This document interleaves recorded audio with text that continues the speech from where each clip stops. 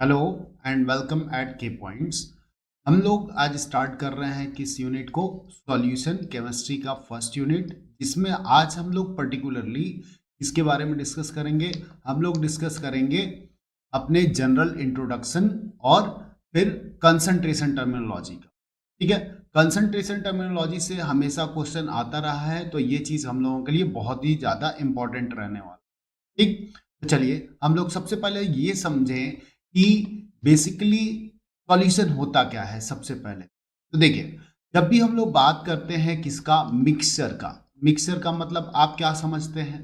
तो मिक्सचर का मतलब ये हुआ कि जब आप किसी दो चीज को आपस में मिक्स करें तो जो मिक्सचर बनता है वही चीज हो गया, जो मिश्रण बनेगा या जो मिक्सचर बनेगा। ठीक, अब मिक्सचर भी ना आप 9th-10th में पढ़े होंगे, दो टाइप का होता था। एक तो होता था होमोजीनियस और दूसरा क्या होता था भाई, हेट्रोजीनियस। आप ऑलरेडी जानते भी हैं इस चीज को। तो हम लोग अभी किसके बारे में पर्टिकुलर डिस्कस करेंगे, होमोजीनियस मिक्सचर के बारे में।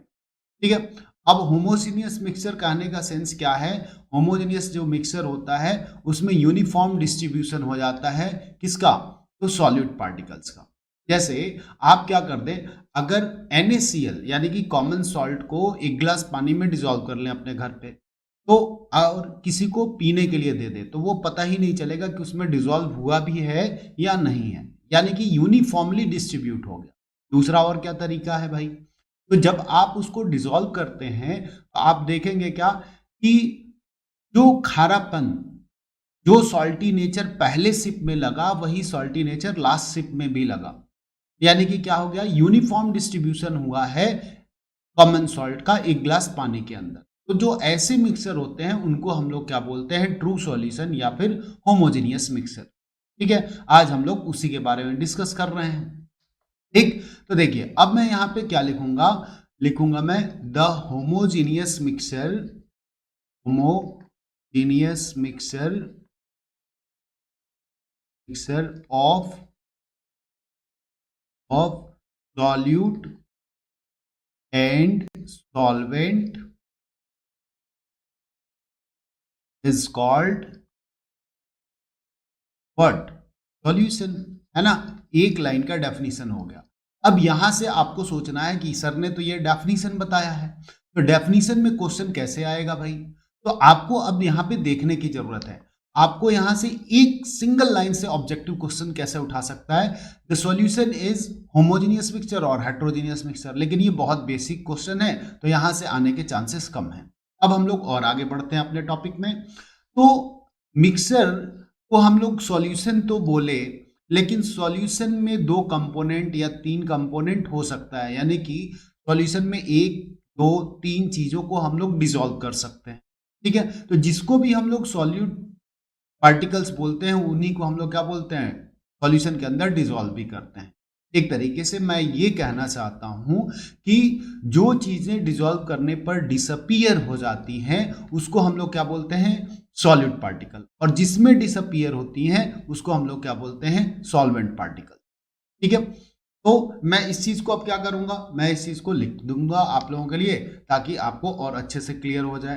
ठीक है, तो देखिए मैं यहाँ पे नेक्स्ट पॉइंट में क्या लिखूंगा, solution is made up of, solution is made up of solute and solvent, solute and solvent। ठीक है भाई, अब आपको ये चीज तो क्लियर हो गया कि सॉल्यूट और सॉल्वेंट से मिक्स मिलकर सॉल्यूशन बनता है। ठीक है, अब सॉल्यूट किसको बोलेंगे, तो सॉल्यूट के लिए भी मैं अगला पॉइंट लिख देता हूं, the component of the solution, the component of the solution that get disappeared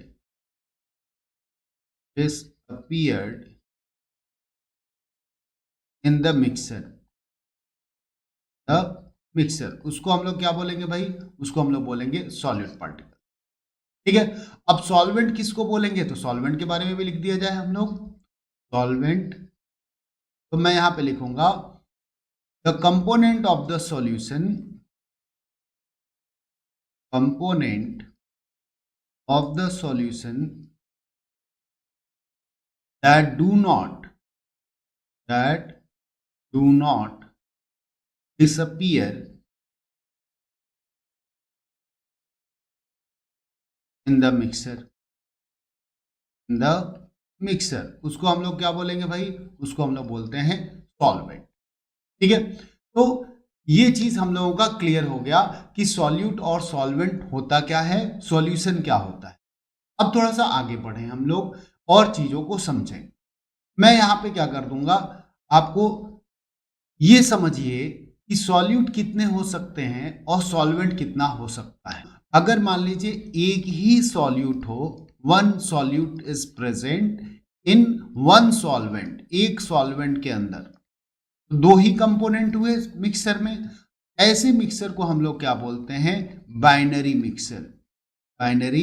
mixer.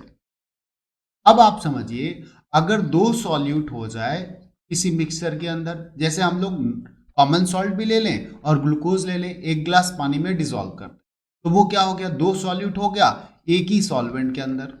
ऐसे सॉल्यूशन को हम लोग क्या बोलेंगे, ऐसे सॉल्यूशन को हम लोग बोलेंगे टर्सरी सॉल्यूशन। ठीक है, टर्सरी सॉल्यूशन या टर्सरी मिक्सर, आपको जो भी बोलना चाहते हैं। क्लियर। अब जरा और समझिए, अगर ऐसे ही मान लीजिए दो सॉल्वेंट हो जाएं और एक सॉल्यूट हो जाए, जैसे आप क्या कर लिए, पेट्रोल और डीजल के अंदर नॉर्मल जो डिटर्जेंट्स है उसको डिसॉल्व कर लिए, तो भी वो दो सॉल्वेंट और एक सॉल्यूट हुआ, यानी कि उसको भी हम लोग क्या बोलेंगे, टर्सरी सॉल्यूशन। अब यहाँ पे ध्यान देने वाली बात यह है कि हम लोगों के सिलेबस में जो कंपोनेंट है, जो चीजें हम लोगों को पढ़नी है, वो स्पेशली पढ़ना है किसके ऊपर भाई, बाइनरी सॉल्यूशन के ऊपर ही हम लोगों को बात करनी। तो हम लोग स्पेशली फोकस करते हैं अपने चैप्टर में किसके ऊपर, binary solution.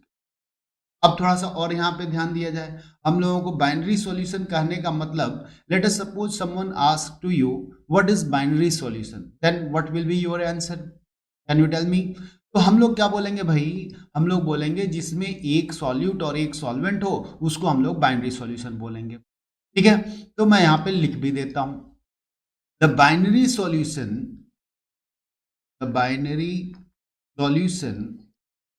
Is a mixture of one solute and one solvent. Is it clear? Yes or no? You have to comment it. Okay, अब ये तो बहुत बेसिक हुआ। अब यहाँ पे क्वेश्चन ये है कि बाइनरी सॉल्यूशन का भी क्या टाइप हो सकता है, तो इसका आंसर होगा यस। कैसे, तो on the basis of state we can also classify binary solution. ठीक है, अब इसको हम लोग आगे बढ़ाएं, तो मैं यहां पे लिखूंगा on the basis of state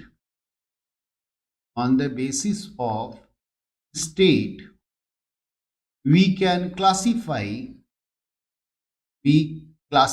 सीधा लिखता हूं मैं, क्लासिफाई द बाइनरी सॉल्यूशन।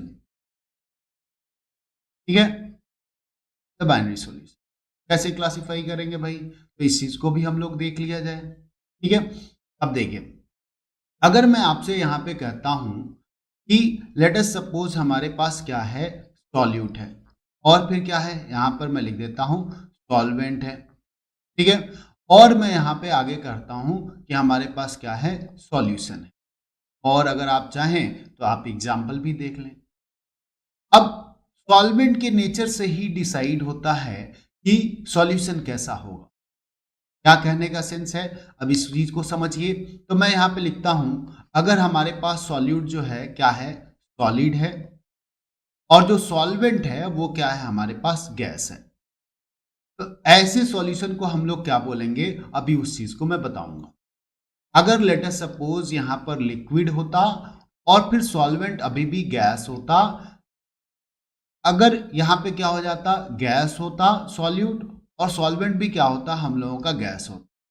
जब सॉल्वेंट तीनों ही जगह पे क्या है, हम लोगों का गैसियस नेचर का है, ऐसे कंडीशन में हम लोग इसको क्या बोलेंगे, गैसियस सॉल्यूशन बोलेंगे। ध्यान देने वाली बात यहां पर है, क्या बोलेंगे भाई, आप गैसियस सॉल्यूशन बोलेंगे। क्यों? क्योंकि सॉल्वेंट की क्वांटिटी यहां पर क्या है? एक्सेस है, and that's why we will call it what? Gaseous solution. अब एग्जाम्पल के बारे में हम लोग सोचे कि क्या एग्जाम्पल हो सकता है हम लोगों के पास इसका। तो जरा सा सोचिए, कोई ऐसा सॉलिड जो गैस में मिला हुआ हो, उस टाइप का कुछ एग्जाम्पल अगर आपके पास हो तो हम लोग उसको क्या बोल सकते? जैसे मैं अगर लिख दूं कैम्फर के बारे में, क्या भाई? Camphor, camphor in nitrogen gas, N2 gas. तो ये हमारा एग्जाम्पल हो जाता है किसका? सॉलिड इन गैस का। और अगर हम लोग डेली लाइफ में देखें तो अगर आप प्यूमिस स्टोन के बारे में सुनते होंगे, जैसे वॉल का जो प्लास्टर होता है उसके अंदर कई बार एयर फिल हो जाता है, तो उसको भी हम लोग क्या बोलते हैं? वो हमारा क्या हो जाता है? सॉलिड के अंदर गैस होता है, उसको हम लोग नहीं बोलेंगे। सॉलिड इन गैस का best example camphor in nitrogen gas. अब हम लोग आगे देखते हैं लिक्विड इन गैस का क्या बेस्ट एग्जाम्पल हो सकता है? जब गैस में लिक्विड डिसॉल्व हो। अगर आप देखे होंगे, जो हम लोगों का क्या होता है, ओस गिरता है या फॉग जिसको आप बोलते हैं, ज्यादा क्वांटिटी एयर की रहती है और उसमें लिक्विड ड्रॉपलेट्स रहते हैं। तो मैं यहाँ पे क्या लिख सकता हूं? यहाँ पे मैं लिख सकता हूं फॉग। इसके अलावा भी हम लोग एग्जाम्पल दे सकते हैं क्या? तो क्लोरोफॉर्म का लिक्विड होता है, क्लोरोफॉर्म, और किस में डिसॉल्व होता है? इन N2 गैस। तो वो भी हमारे लिए एक एग्जाम्पल हो जाता है। गैस इन गैस का बेस्ट एग्जाम्पल तो आपका एयर ही है, तो मैं यहां पर केवल और केवल एयर लिख देता, है कि नहीं? ऐसे ही दूसरा, अगर हम लोग सॉल्वेंट की कैटेगरी लें, लेट अस सपोज मैं यहां पे तीनों के लिए ही क्या लिख देता हूं? लिक्विड लिख देता हूं। देन इस टाइप के सॉल्यूशन को हम लोग क्या बोलेंगे? ऑलरेडी अगर सॉल्वेंट हम लोगों का क्या हो गया? लिक्विड हो गया, तो ऐसे सॉल्यूशन को हम लोग बोलेंगे लिक्विड सॉल्यूशन, लिक्विड सॉल्यूशन ही बोलेंगे। अब सॉल्यूट क्या क्या ले सकते हैं आप? या तो आप सॉलिड ले सकते हैं, या फिर आप लिक्विड ले सकते हैं, या फिर आप क्या ले सकते हैं? गैस ले सकते हैं। ये तीन टाइप के आपके सॉल्यूट यहां पर हो सकते हैं। क्लियर है कि नहीं? अब इसके एग्जाम्पल के हम लोगों के बारे में सोचने की जरूरत है। तो अगर सॉलिड कोई ऐसा जो लिक्विड में डिजॉल्व हो, अब लिक्विड में डिजॉल्व कैसा सॉलिड? जैसे मैं यहां पे लिख दूं NaCl in water, NaCl in H2O मैं लिख देता हूं। लिक्विड इन लिक्विड का बेस्ट एग्जाम्पल मैं क्या लिख दूं? तो इथाइल एल्कोहल को भी हम लोग क्या करते हैं भाई? इथाइल एल्कोहल को हम लोग पानी में ही डिसॉल्व कर देते हैं इन वाटर। दोनों कंपोनेंट हम लोगों के पास क्या हो गया? दोनों ही कंपोनेंट हम लोगों के पास लिक्विड हो। गैस इन लिक्विड, आप कोल्ड ड्रिंक्स जरूर पिए होंगे। कोल्ड ड्रिंक में क्या रहता है? कार्बन डाइऑक्साइड रहता है। तो मैं यहां पे लिख दूंगा कार्बोनेटेड वाटर, कार्बोनेटेड वाटर। ठीक है, तो ये भी हम लोगों का एक एग्जाम्पल हो गया किसका? Gas in liquid solution. अब नाउ थर्ड कैटेगरी हम लोगों को सोचने की जरूरत है। तो थर्ड गैस का हो गया, लिक्विड का हो गया। अब तीसरा सॉल्वेंट क्या ले सकते हैं हम लोग? हम लोग ले सकते हैं सॉलिड। तो मैं इस बार तीनों जगह पे सॉलिड ही लिख देता हूं, solid, solid and solid. Now think about solute. तो एक बार मैं लिख देता हूं सॉलिड ही सॉल्यूट, सॉल्यूट भी रहेगा और सॉलिड ही सॉल्वेंट भी रहेगा। दूसरी बार मैं क्या ले लेता हूं? सॉल्यूट को हम लोग ले ले रहे हैं लिक्विड और सॉल्वेंट ले ले रहे हैं हम लोग सॉलिड। तीसरी बार मैं क्या ले लेता हूं? गैस ले लूंगा और सॉलिड में ही डिसॉल्व कर। अब इस टाइप के सॉल्यूशन को आप क्या बोलेंगे? आप बताइए। इसको मैं बोलूंगा क्या? मैं तो बोलूंगा भाई सॉलिड सॉल्यूशन, सॉलिड सॉल्यूशन। चलिए, सॉलिड इन सॉलिड का बेस्ट एग्जांपल आपके पास क्या है? आपने क्या देखा है? तो एलॉय व्हील जरूर आप अपने लाइफ में देखे हो, है ना? तो एलॉय व्हील किसका एग्जांपल है? एलॉय में क्या रहता है? मिक्सचर ऑफ मेटल्स रहते हैं, और सारे मेटल्स आपको ऑलमोस्ट कैसे मिलते हैं? तो सॉलिड में ही मिलते हैं, स्पेशली मरकरी और गैलियम को छोड़ दें, है ना? तो यहाँ पे मैं लिख देता हूँ क्या? मैं यहाँ पे लिख दूंगा एग्जाम्पल में इसका बेस्ट एग्जाम्पल क्या रहेगा? हम लोग लिख दें एलॉय। ठीक है, अगर आप पर्टिकुलर मेंशन करना चाहते हैं तो मैं यहां पे लिख दूंगा HgNa, यानी कि sodium amalgam. Liquid in solid, तो लिक्विड इन सॉलिड का आप बेस्ट एग्जांपल सोचिए, ऐसा क्या चीज हो सकता है जिसमें लिक्विड डिसॉल्व हो सॉलिड के अंदर। ठीक है, तो लिक्विड में हम लोग यहाँ पर कुछ ना कुछ हम लोगों को सोचना पड़ेगा, दिमाग लगाइए आप, क्या हो सकता है। लिक्विड आपको डिसॉल्व करना है सॉलिड के अंदर, तो मैं अगर सोचूं मरकरी, हम लोगों का बेस्ट एग्जांपल तो यही था ना, सॉलिड एंड सॉलिड में ना हम लोग यहाँ पे मरकरी को नहीं लेना चाहिए था, हम लोग इसको मैं करेक्ट कर लेता हूं। ठीक है, इसको मैं करेक्ट कर लूंगा क्या भाई, एलॉय के जगह पे मैं यहाँ पे लिख देता हूं, मान लीजिए हमारे पास हो गया कॉपर और मैं यहाँ पे लिख देता हूं गोल्ड यानी कि AU, इस टाइप का। और लिक्विड इन सॉलिड का हमारे पास बेस्ट एग्जांपल क्या हो जाएगा, मैं यहाँ पे लिख देता हूं मरकरी जो होता है आपको पता है लिक्विड स्टेट में होता है, और इसको मैं सोडियम के साथ अमलगम करा दूंगा तो ये हमारा सॉलिड स्टेट में होता है, तो बेस्ट एग्जांपल हो जाएगा। गैस इन सॉलिड के बारे में हम लोग सोचें तो अगर आप सेबेटियर रिएक्शन जानते हो, हम लोग क्या करते थे, H2 को लेते थे किसके साथ, निकल या प्लैटिनम या फिर प्लैटिनम के साथ, तो ये कंपोनेंट हम लोगों के कैसे होते थे, सॉलिड, और हाइड्रोजन कैसा होता था, गैसियस। तो ये हमारे लिए बेस्ट एग्जांपल हो जाएगा। तो इतने टाइप के हम लोगों के पास क्या होते हैं, सॉल्यूशन होते हैं। अब इसमें ध्यान देने वाली बात यह है कि हम लोगों के सिलेबस में जो फोकस किया गया है वो किसके ऊपर फोकस किया गया, लिक्विड सॉल्यूशन के ऊपर। हम लोगों को स्पेशली यहां पर किसके ऊपर फोकस करना है, लिक्विड सॉल्यूशन के ऊपर ही फोकस करना है। तो देखिए अब लिक्विड सॉल्यूशन में आपके पास कौन कौन सी कैटेगरी है भाई, तो लिक्विड सॉल्यूशन में हम लोगों को जो पढ़ना है, एक तो solid in liquid, liquid in liquid और गैस इन लिक्विड। ये दोनों पार्ट जो हैं हम लोगों के सिलेबस में बस इंट्रोडक्टरी था, जितना अभी हम लोग पढ़ लिए। क्लियर है, तो अब इसको हम लोग आगे बढ़ाते हैं। चलिए अब देखिए, अब मैं यहां पे लिखता हूं, देखिए लिक्विड सॉल्यूशन के बारे में हम लोगों को स्पेशली पढ़ना, इस चीज को आपको ध्यान में रखना होगा। लिक्विड सॉल्यूशन मतलब लिक्विड सॉल्यूशन में कौन कौन सी कैटेगरी आपके पास है, तो मैं यहां पे लिख दूंगा लिक्विड इन लिक्विड है, लिक्विड इन लिक्विड मतलब सॉल्यूट भी क्या है आपके पास, लिक्विड है, और सॉल्वेंट भी क्या है आपके पास, लिक्विड ही है।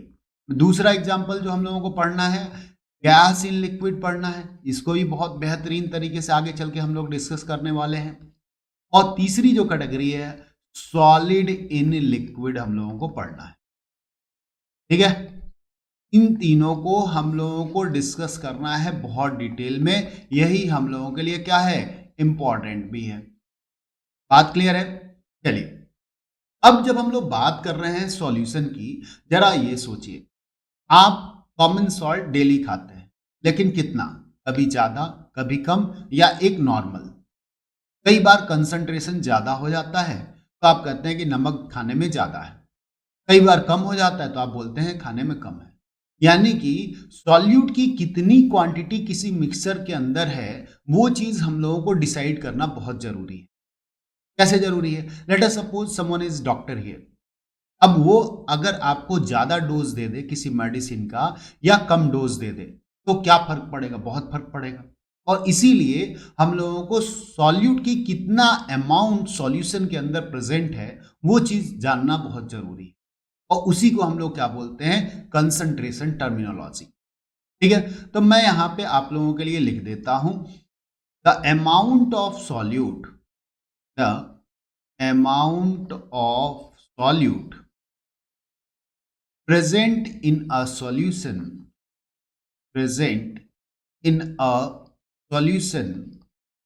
is called what, concentration terminology, concentration terminology। अब आपसे कोई ये नहीं पूछने वाला कि व्हाट इज कंसंट्रेशन टर्मिनोलॉजी, लेकिन ये समझने के लिए बहुत जरूरी है। आपसे क्वेश्चन किस में पूछा जाएगा भाई, क्वेश्चन पूछा जाएगा कंसंट्रेशन टर्मिनोलॉजी के अंदर। अब आपको क्या पता है कि कौन कौन से कंसंट्रेशन टर्मिनोलॉजी हम लोगों के सिलेबस में है, तो देखिए सबसे पहले तो हम लोगों के सिलेबस में है परसेंटेज कैलकुलेट कर, दूसरे नंबर पे हम लोगों के सिलेबस में है क्या, मोल फ्रैक्शन, मोल फ्रैक्शन जो इस चैप्टर के लिए ना बहुत इंपॉर्टेंट है। तीसरे नंबर पे हम लोगों के सिलेबस में है मोलालिटी, मोलालिटी, स्मॉल m से आप रिप्रेजेंट करेंगे इसको। फोर्थ नंबर पे हम लोगों के सिलेबस में है मोलारिटी। फिर नेक्स्ट नंबर पे है हम लोगों के पास ppm, नेक्स्ट नंबर पे है हम लोगों के पास ppb। ठीक है, तो ये कंसंट्रेशन टर्मिनोलॉजी जो है ना हम लोगों को आना ही आना चाहिए। इससे एक क्वेश्चन आपके लिए फिक्स है 2 मार्क्स में और एक ऑब्जेक्टिव भी कई बार बन गया है, तो ये हमारे लिए बहुत इंपॉर्टेंट है। आज के क्लास में ना इससे आपके 2 नंबर पक्का फिक्स हो जाएंगे। तो चलिए इसको हम लोग एक एक करके पढ़ लेते हैं। ठीक है, तो मैं आगे बढ़ता हूं। सबसे पहले हम लोग बात करते हैं किसकी, परसेंटेज की। परसेंटेज ऑफ सॉल्यूशन मैं हेडिंग कर देता हूं। अब जरा समझिए, आप अपने बोर्ड मार्क्स का परसेंटेज कैसे निकालते थे। लेट अस सपोज आपने 10th में जितना भी मार्क्स पाए हों उसका आप परसेंटेज कैसे निकालें। तो आपने जितने भी मार्क्स ऑब्टेन किए होंगे अपन टोटल मार्क्स कर दिए थे इनटू 100 कर दिए थे, यानी कि 100 पार्ट्स में जितना पार्ट्स आप पाए हो वही चीज आपने कैलकुलेट किया था। ठीक है, तो ऐसे ही मैं अगर उस चीज को यहां पर लिख दूं, कैसे लिखूंगा भाई, तो मैं यहां पर लिखता हूं, क्या लिखता हूं कि किसी बच्चे ने कितना परसेंट पाया वो कैसे निकाला था। तो मार्क्स जितना वो पाया था यानी कि ऑब्टेन्ड मार्क्स हो गया, अपान क्या हो गया था, तो टोटल मार्क्स था, टोटल मार्क्स, और इनटू क्या किया था वो बच्चा 100 किया था, वहीं से उसका परसेंटेज पता चला था, है कि नहीं। ऐसे ही सेम तरीके से अगर आपको पता है कि सॉल्यूशन के अंदर 2 चीजें होती हैं, एक तो होता है सॉल्यूट अभी मैंने बताया, और दूसरा क्या होता है सॉल्वेंट, है ना। अब सॉल्यूट का कितना अमाउंट प्रेजेंट है इसको हम लोगों को किस में एक्सप्रेस करना है, परसेंटेज में एक्सप्रेस करना है। अब जरा सोचिए कि अगर मैं ये कहूं कि हमें सॉल्यूट का परसेंटेज कैलकुलेट करना है तो मैं क्या लिखूंगा, एक तरीके से यहां पे मार्क्स था बस, वहां पे जो भी चीजें हों मैं लिखूंगा यहां पर अमाउंट ऑफ सॉल्यूट, है ना, अमाउंट ऑफ सॉल्यूट, अपान मैं क्या लिख दूंगा भाई, total amount of solution, total amount of solution into मैं क्या कर दूंगा 100 कर दूंगा, तो हमारा सॉल्यूट का परसेंटेज सॉल्यूशन के अंदर निकल जाना है कि नहीं। तो ये तो हुआ एक तरीके से मदर फॉर्मूला परसेंटेज का, मदर फॉर्मूला। इससे ना हम लोग और फॉर्मूले बना सकते, कैसे, लेट अस सपोज सॉल्यूट हम लोगों का वेट के टर्म में हो, या फिर सॉल्वेंट हमारा वेट के टर्म में हो, या सॉल्वेंट हमारा लीटर में हो, तो जिस तरीके का यूनिट होगा या जिस तरीके से हम लोग मेजरमेंट करते हैं उसी टाइप का परसेंटेज हम लोग निकालेंगे, है कि नहीं। तो यहां पे मैं आगे बढ़ता हूं, देखिए मैं इस फॉर्मूले से ना 3 फॉर्मूले डिराइव करने वाला हूं, कैसे, तो मैं यहां पे लिखूंगा वेट बाय वेट परसेंटेज, यानी कि अमाउंट की जगह पे मैं क्या लिख दूंगा, मास ऑफ सॉल्यूट, और यहां पे भी मैं अमाउंट की जगह पे क्या लिख दूंगा, मास ऑफ सॉल्यूशन। ठीक है, दूसरा मैं क्या करूंगा, वेट बाय वॉल्यूम परसेंटेज। तो न्यूमरेटर पार्ट में हम लोग क्या रखेंगे, मास ऑफ सॉल्यूट ही रखेंगे, लेकिन नीचे हम लोगों को क्या करना पड़ेगा, वॉल्यूम ऑफ सॉल्यूशन करना पड़ेगा। तीसरे पार्ट में हम लोग क्या करेंगे भाई, तो वॉल्यूम बाय वॉल्यूम परसेंटेज हम लोग निकाल देंगे। ठीक है, तो अब जरा हम लोग इसको आगे बढ़ाएं। मैं यहां पे लिखता हूं wait by weight percentage of solution या सॉल्यूट इन द सॉल्यूशन। किसका परसेंटेज आप निकालने वाले हैं, आप परसेंटेज निकालने वाले हैं सॉल्यूट का, तो इसी वजह से मैं इतना लंबा चौड़ा भी लिख सकता हूं। चलिए ध्यान दीजिए, अब मैं यहां पे लिखूंगा weight by weight percentage equals to, मैं लिखूंगा वेट ऑफ सॉल्यूट, है कि नहीं, अपान मैं क्या लिख दूंगा, वेट ऑफ सॉल्यूशन इनटू मैं क्या कर दूंगा यहां पर, इनटू मैं कर दूंगा 100। तो ये हमारा बेसिक फॉर्मूला हो गया। अब लेट अस सपोज हम लोगों से कोई क्वेश्चन पूछता है, मैंने यहाँ पे एक क्वेश्चन लिख दिया बेसिक अंडरस्टैंडिंग के लिए, बहुत सिंपल सा। मैं यहाँ पे लिखता हूं, लेट अस सपोज मैं यहाँ पे लिख दिया 20 gram of glucose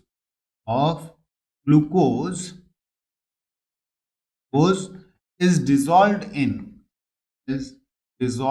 in 80 gram of water, 80 gram of water. ठीक है, कैलकुलेट, कैलकुलेट मैं यहाँ पे क्या लिख दूंगा, percentage weight by weight of solution. अब जरा सोचिए, हमारे पास सॉल्यूट क्या है, तो हम लोगों को अब सॉल्यूट के बारे में सोचने की जरूरत है। तो देखिए हमारे पास ग्लूकोज को डिसॉल्व किया जा रहा है, इस वजह से ये हमारा क्या हो जाएगा, सॉल्यूट हो जाएगा। दूसरे नंबर पे हमारे पास सॉल्वेंट क्या है, तो 80 ग्राम ऑफ वाटर है, वाटर में डिसॉल्व किया गया है, इस वजह से ये हमारा क्या हो जाएगा, सॉल्वेंट हो जाएगा। तो हम लोग कैसे कैलकुलेट करेंगे, तो मैं यहाँ पे लिखूंगा क्या, weight by weight percentage of glucose, glucose equals to क्या हो जाएगा भाई, तो 20 ग्राम है हमारे पास ग्लूकोज का अपान। अब यहां पर ध्यान देने वाली बात ये है, जरा देखिए हम लोगों को ना डिनोमिनेटर पार्ट में क्या लेना था, वेट ऑफ सॉल्यूशन लेना था, और यहां पर दोनों चीजें अलग अलग हैं, तो हम लोगों को दोनों को क्या करना पड़ेगा, ऐड करना पड़ेगा।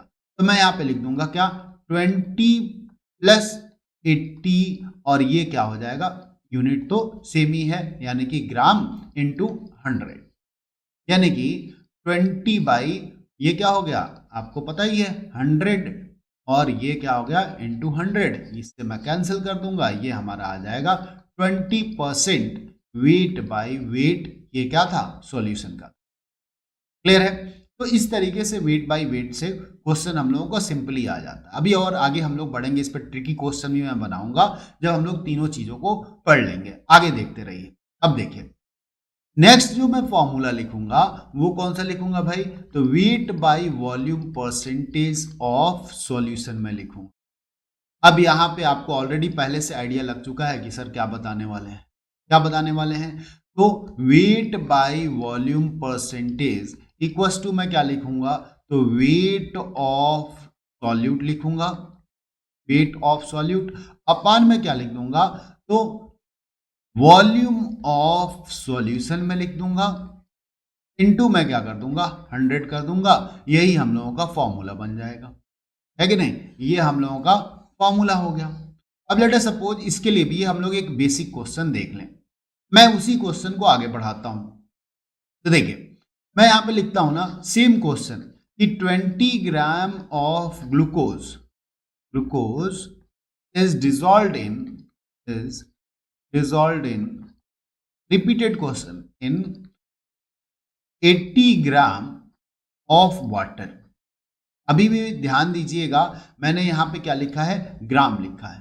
कैलकुलेट, कैलकुलेट क्या हो जाएगा भाई, percentage weight by volume of solution. अब आपको आगे सोचने की जरूरत है कि सर ने तो यहां पर दोनों चीजों को किस में दे दिया भाई, वेट में दे दिया, लेकिन कह रहे हैं कि वेट बाय वॉल्यूम हम लोगों को कैलकुलेट करना है।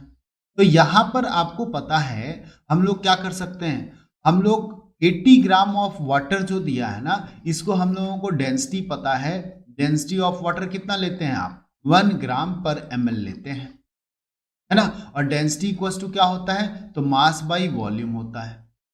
अगर हमें वॉल्यूम निकालना होगा तो मैं क्या कर दूंगा, मास बाय डेंसिटी कर दूंगा, यानी कि वो आना तो उतना ही है क्योंकि डेंसिटी तो 1 ग्राम पर ml है। तो 80 ग्राम ऑफ वाटर कहें या हम लोग क्या कहें 80 ml ऑफ वाटर कहें, बात एक ही है। अब जरा सोचिए अगर मैं यहां पे कहता हूं कि हम लोगों को परसेंटेज वेट बाय वॉल्यूम निकालना है, तो percentage weight by volume equals to मैं क्या करूंगा, मैं यहां पे लिखूंगा क्या, तो वेट ऑफ सॉल्यूट हमारे पास ऑलरेडी है 20 ग्राम, अपान क्या है भाई हमारे पास, तो वॉल्यूम ऑफ सॉल्यूशन। अब सोचिए क्या ग्लूकोज को, ग्लूकॉन डी आपने कभी ना कभी पिया होगा, ग्लूकॉन डी को आपने वाटर में डिसॉल्व किया तो क्या वाटर का वॉल्यूम बढ़ा, इसका आंसर है नहीं, नहीं बढ़ता, बहुत माइन्यूट क्वांटिटी में चेंज होता होगा, नेग्लिजिबल क्वांटिटी में चेंज होता होगा, और इसी वजह से हम लोग उसको नो इफेक्ट ही लेकर चले। तो वॉल्यूम ऑफ सॉल्यूशन आप कितना लेकर चलेंगे भाई, यहां पर 80 ml, वॉल्यूम ऑफ सॉल्यूशन तो वही रहेगा, मास को तो कंसीडर करने वाले नहीं है, इनटू क्या हो जाएगा हम लोगों के पास 100 हो जाएगा, है कि नहीं। तो यहाँ से आप इसको हम लोग क्या कर लेंगे, कैलकुलेट कर लेंगे। मैं यहाँ से क्या कर लेता हूँ, इस जीरो से इस जीरो को कैंसिल कर लेता हूँ और फिर ये क्या हो जाएगा 20 इंटू 10 यानी कि मैं लिख दूंगा 200 और बाई 8 और ये हम लोग क्या कर लेंगे, हम लोग यहाँ से कैलकुलेट कर सकते हैं। अब तीसरे फॉर्मूले पे हम लोग आगे बढ़े, है ना।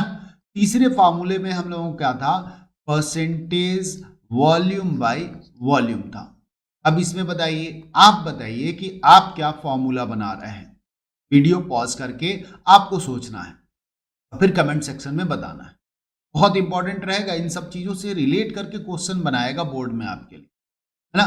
तो पॉज करके फॉर्मूला बनाइए और फिर आप चेक करिए, है ना। तो देखिए हम लोग अब क्या बोलेंगे भाई, इसका आंसर क्या हो जाएगा, तो मैं यहाँ पे लिखूंगा percentage volume by volume equals to, मैं यहाँ पे लिखूंगा वॉल्यूम ऑफ सॉल्यूट, सॉल्यूट का जो भी वॉल्यूम हो अपान वॉल्यूम ऑफ सॉल्यूशन। सॉल्यूशन मतलब क्या, सॉल्यूट का भी वॉल्यूम और सॉल्वेंट का भी वॉल्यूम, इनटू मैं क्या कर दूंगा यहाँ पर 100 कर दूंगा। यही हम लोगों का फॉर्मूला बन गया। अब आप कहेंगे कि सर इस पे भी एक क्वेश्चन हो जाए, तो चलिए देख लीजिए। मैं यहाँ पे कहता हूं कि 10 ml ऑफ इथाइल एल्कोहल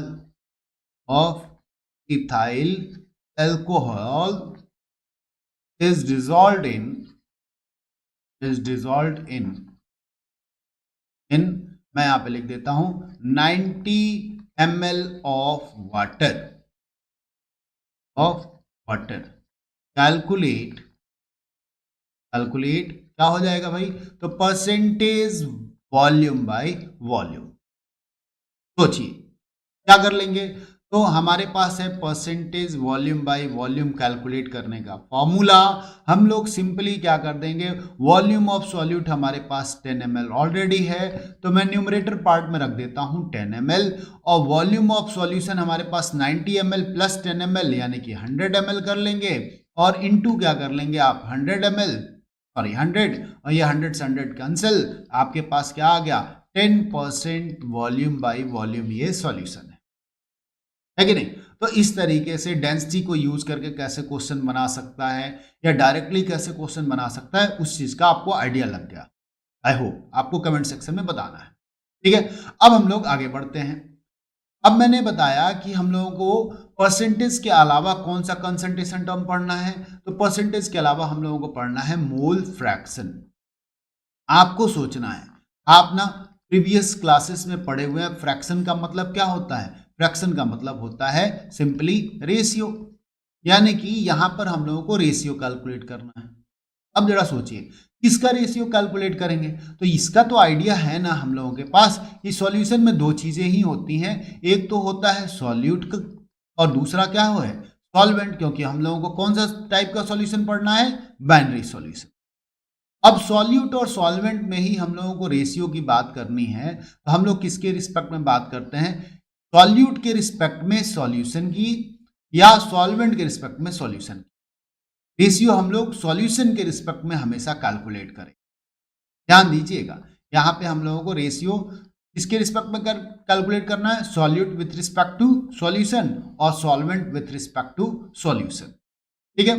अब मैं यहां पे कहता हूं लेट अस सपोज हम लोगों के पास जो मोल है सॉल्यूट का वो क्या है भाई NaA है, और सॉल्वेंट का जो मोल है वो क्या है हम लोगों के पास NB है।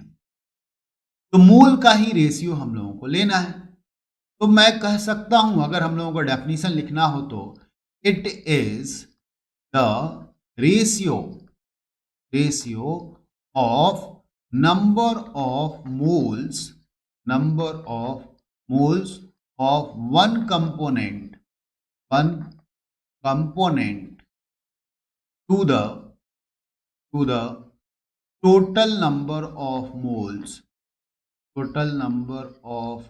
moles of solution, ठीक है। अब जरा बात करिए एक कंपोनेंट में क्या हो सकता है, एक कंपोनेंट में क्या सॉल्यूट ही हो सकता है, तो जी हाँ हो सकता है। तो क्या सॉल्वेंट नहीं हो सकता, बिल्कुल हो सकता है, सॉल्वेंट भी तो एक कंपोनेंट ही है ना सॉल्यूशन का। यानी कि यहां पर हम लोग दोनों के रिस्पेक्ट में कंसंट्रेशन कैलकुलेट कर सकते हैं, है ना। तो ये चीज हम लोगों को ध्यान देने वाली बात है। अब जरा आगे सोचिए, अगर मैं कहूं कि सॉल्यूशन का मोल्स टोटल कितना है, सॉल्यूशन का टोटल मोल्स कितना है, तो सॉल्यूट का भी हम लोग ऊपर लिखे हैं Na और सॉल्वेंट का हम लोग लिखे हैं कितना Nb, तो मैं यहां पे लिख सकता हूं Na प्लस Nb। और अगर एक कंपोनेंट की बात करें तो ऑलरेडी हम लोग लिखे ही हैं कि मोल्स ऑफ सॉल्यूट है Na और मोल्स ऑफ सॉल्वेंट है यहां पर Nb। अब मैं कहूं कि हम लोगों को रेशियो कैलकुलेट कर ही लेना चाहिए, तो मोल फ्रैक्शन को बेसिकली हम लोग रिप्रेजेंट करते हैं काई से, तो मैं यहां पे लिखता हूं काई ऑफ A यानी कि सॉल्यूट। तो सॉल्यूट का मोल्स कितना है भाई Na है, अपन टोटल मोल्स कितना है तो Na प्लस Nb है। तो ये हमारा मोल फ्रैक्शन कैलकुलेट करने का फॉर्मूला हो गया, किसके लिए, विथ रिस्पेक्ट टू सॉल्यूशन, किसके लिए, सॉल्यूट के लिए। अब यहीं पे अगर हम लोगों को सॉल्वेंट का कैलकुलेट करना होता तो सॉल्वेंट का मोल्स था Nb, अपान क्या हो जाता, ये Na प्लस Nb हो जाता। तो ये सॉल्वेंट के रिस्पेक्ट में कैलकुलेट करने का फॉर्मूला हो गया।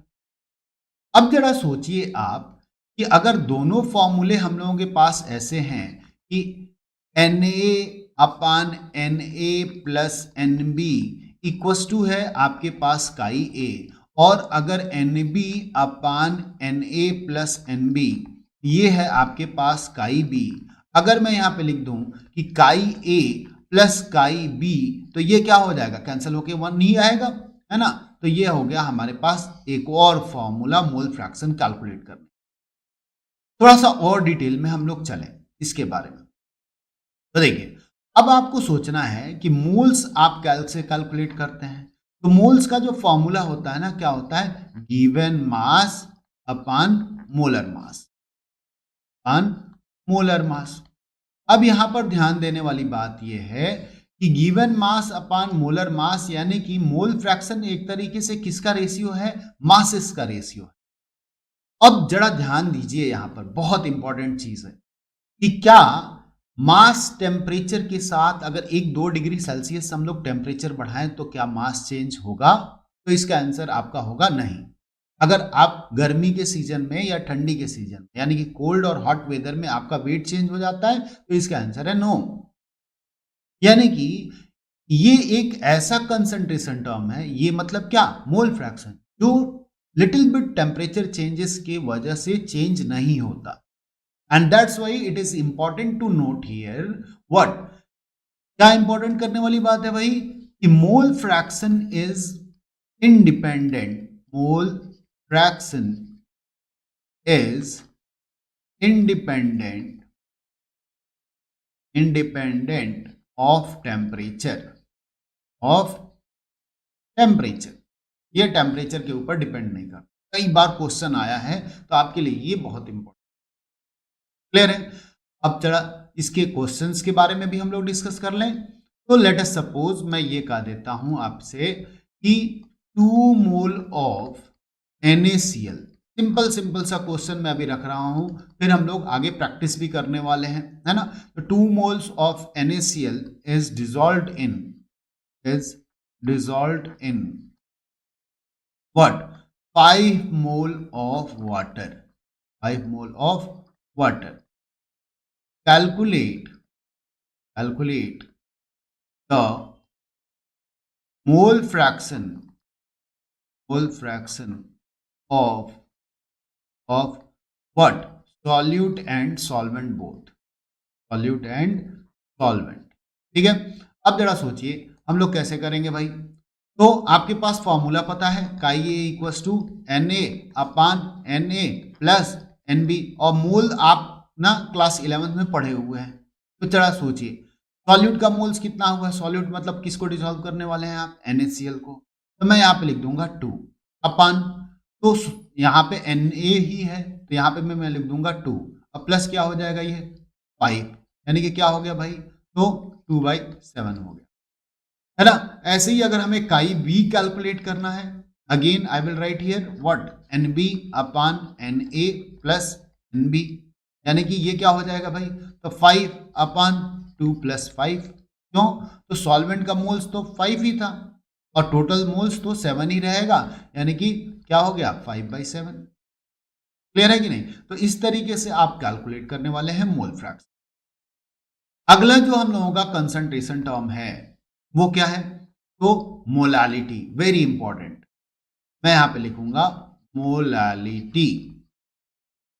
अब जरा सोचिए, मोलालिटी को ना एक्सप्रेस करते हैं हम लोग स्मॉल m से। ध्यान देने वाली बात है, क्या लिखते हैं हम लोग?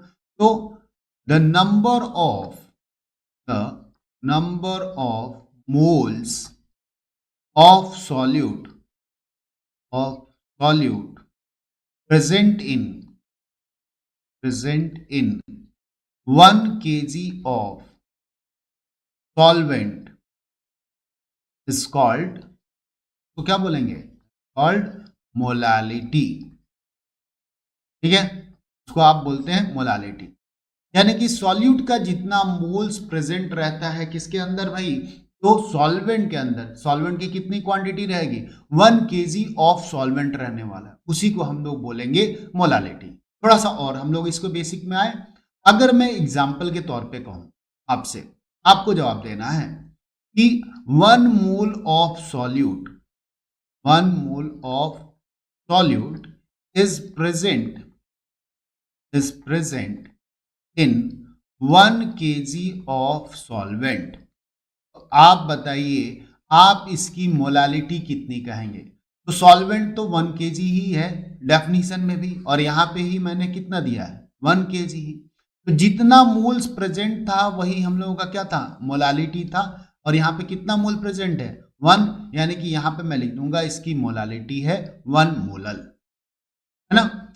अब दूसरा एग्जांपल अगर मैं बोलता हूं कि यहां पर late us suppose 2 mole of solute is present same quantity में 1 kg ऑफ सॉल्वेंट में, तो आप बताइए अब आप मोलालिटी क्या बोलेंगे? तो जितना मोल प्रेजेंट था वही मोलालिटी था, यानी कि अब ये हो जाएगा 2 मोलल।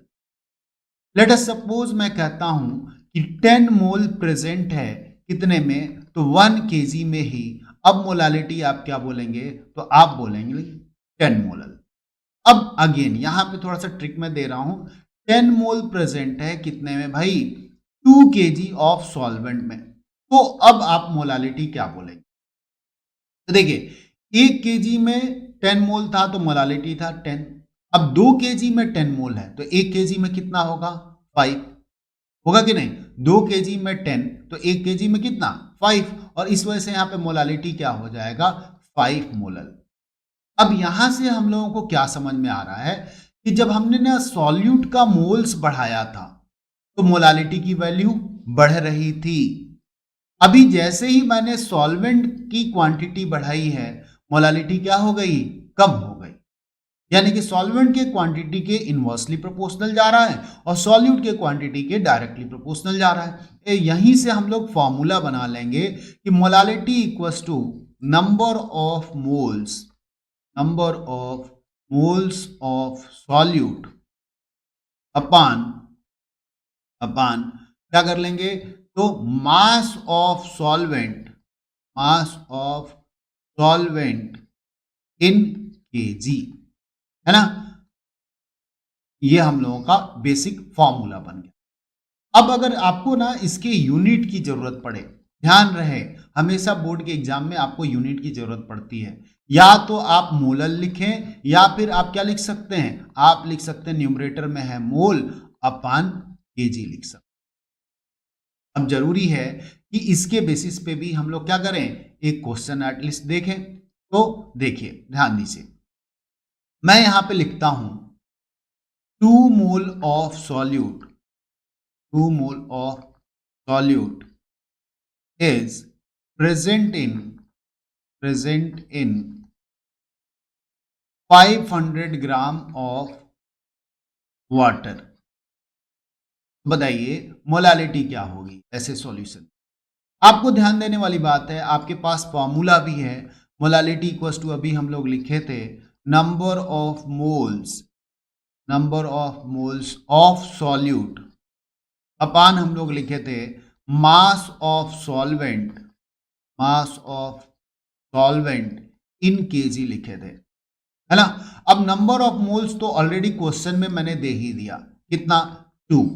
लेकिन मास ऑफ सॉल्वेंट यहाँ पर केजी में नहीं है, किसमें है, ग्राम में है।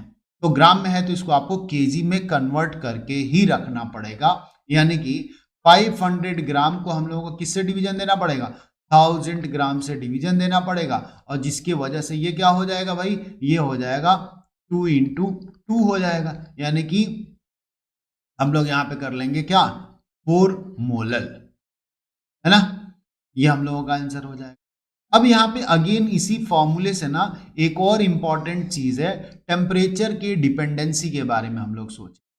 तो मोल में भी हम लोग क्या करते हैं, गिवन मास अपान मोलर मास कर रहे थे, और यहां पर भी क्या है, अगेन हम लोगों के पास क्या है, मास ही है, और टेम्परेचर के साथ मास में चेंज आता नहीं है, यानी कि मोलालिटी भी क्या हो गया, एक टेम्परेचर इंडिपेंडेंट कंसंट्रेशन टर्म, है ना। बहुत बार क्वेश्चन आया है, तो मैं आगे यहां पर जरूर ये मेंशन करूंगा, क्या, molality is a temperature independent ठीक है, कंसंट्रेशन टर्म, ठीक है। तो ये चीज हम लोगों को ध्यान देने वाली। अगला जो हम लोगों का कंसंट्रेशन टर्म आता है वो कौन सा आता है भाई, मोलारिटी। अब मोलारिटी को आप किससे लिखते हैं, तो मोलारिटी को आप रिप्रेजेंट करते हैं कैपिटल एम से। अब क्या होता है भाई ये, तो number of moles of solute present in 1 kg नहीं ना, यहां पर हम लोग क्या लेते हैं, लीटर लेते हैं, है ना। तो मैं यहां पे लिख दूंगा 1 litre of solution is called molarity. अच्छा, ये ना बहुत बच्चों को कंफ्यूजन में रहता है कि मोलारिटी में केजी लेना है या क्या लेना है। तो देखिए, मैं ना क्या करता हूं, बहुत बच्चों को ये ट्रिक बताया हूं कि इसमें भी आर आता है ना, और लीटर में भी जब आप लिखते हैं ना, तो लीटर में भी क्या आ जाता है, आर आ जाता है। तो जिसमें आर कॉमन हो उसमें लीटर किसका यूनिट है, तो वॉल्यूम का। जिसमें आर कॉमन हो उसमें वॉल्यूम मेजर करना है, जिसमें आर कॉमन नहीं है उसमें मास मेजर करना है ना। तो ये भी कंफ्यूजन दूर हो जाता है। अब इसका एग्जांपल हम लोग देखें, जितना मोल सॉल्यूट का प्रेजेंट है भाई 1 लीटर सॉल्यूशन में, वही हम लोग क्या बोले हैं, मोलारिटी बोले हैं। अब इसी चीज को हम लोग आगे बढ़ाएं।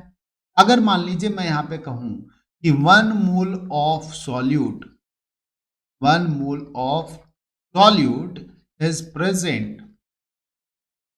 present in 1 litre of solution, तो मोलारिटी क्या होगी, तो जितना मोल प्रेजेंट था उतनी ही मोलारिटी थी, और इसी वजह से हम लोग क्या लिख देंगे, 1 मोलर। लेट अस सपोज अगर कोई कहता है कि यहाँ पर 2 मोल सॉल्यूट का प्रेजेंट है 1 लीटर के अंदर, तो आप मोलारिटी क्या बोलेंगे, तो आप बोलेंगे 2। अगर 5 मोल प्रेजेंट है 1 लीटर के अंदर, तो आप मोलारिटी क्या बोलेंगे, आप बोलेंगे 5 मोलर। ऐसे ही अगर 10 मोल प्रेजेंट है 1 लीटर के अंदर, तो आप मोलारिटी क्या बोलोगे, आप बोलोगे 10 मोलर, है ना। अब मैं यहां पे चेंज करता हूं, इसको 10 ही रहने देता हूं, मैं कह देता हूं 2 लीटर। तो 1 लीटर में भैया जब 10 प्रेजेंट था तो 10 बोले थे, तो 2 लीटर में 10 अगर प्रेजेंट है तो 1 लीटर में कितना हो जाएगा, हम उसका भी हाफ हो जाएगा। हमें 1 लीटर करना है, हम 2 से इधर डिवीजन देंगे तो 2 से इधर भी डिवीजन देंगे, यानी कि अब मोलारिटी हमारे पास क्या हो गया, हमारे पास मोलारिटी हो गया 5 मोलर, है ना। तो अब यहां से हमको क्या अगेन पता चला, वॉल्यूम बढ़ाने पर मोलारिटी कम हो गई, लेकिन नंबर ऑफ मोल्स बढ़ाने पर मोलारिटी बढ़ी थी। और यहीं से हम लोग फॉर्मूला लिखेंगे, molarity equals to number of moles of solute upon, मैं क्या लिख दूंगा, volume of solution in litre, है ना। तो ये हमारा फॉर्मूला हो गया।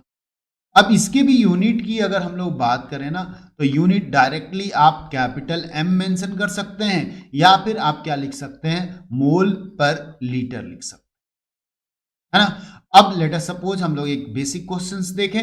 मैं यहां पे लिख देता हूं 2 mole of NaCl is dissolved in is dissolved in what 2 liter of water है ना. Find the molarity. क्लियर है. अब जरा सोचिए, नंबर ऑफ मोल्स के जगह पे हम लोगों के पास क्या है, तो 2 मोल ऑफ NaCl है, और वॉल्यूम ऑफ सॉल्यूशन की जगह पे भी हम लोगों के पास क्या है, 2 लीटर ऑफ वाटर है. तो ऐसे कंडीशन में अगर हम लोगों को इसकी सॉल्यूशन की मोलारिटी निकालनी होती तो 2/2 यानी कि मैं क्या बोल देता, 1 मोलर सॉल्यूशन है, ये है कि नहीं. तो इस तरीके से हम लोग करते हैं इसको. अब जरा सोचिए, अगला हम लोगों के पास कंसंट्रेशन टर्म क्या होगा. तो हम लोग अगला करते हैं ppm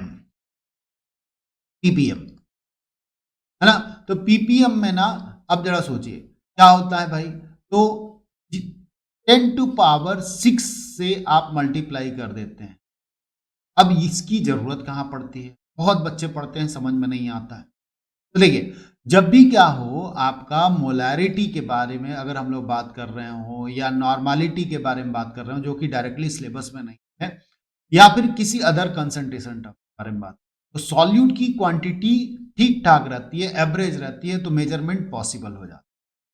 लेकिन अगर मैं ये कहूं कि आप ना 1 स्पून कॉमन सॉल्ट ले जाकर किसी नदी में या तालाब में डिसॉल्व कर दिए, तो उससे क्या उसके कंसंट्रेशन में कोई चेंज आएगा. या 1 स्पून शुगर ले जाकर आपने किसी ओशियन में डिसॉल्व कर दिया, तो क्या उसका खारापन कम होगा, बिल्कुल नहीं होगा.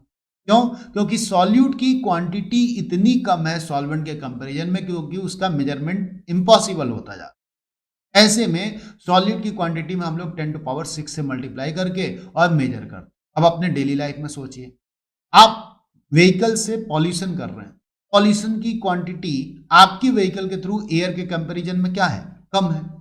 ऐसे में उसका तो मेजरमेंट ही पॉसिबल नहीं होगा, और इसी वजह से हम लोग उसको किस में मेजर करेंगे, ppm या ppb में.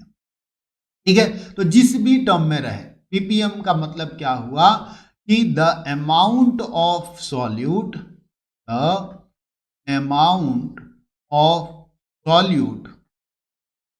Present in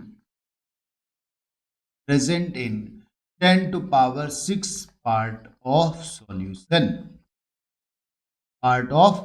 solution.